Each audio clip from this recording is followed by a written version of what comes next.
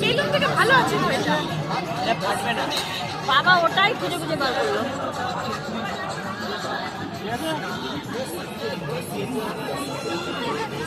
এটা কত টাকা রে? 30 টাকা।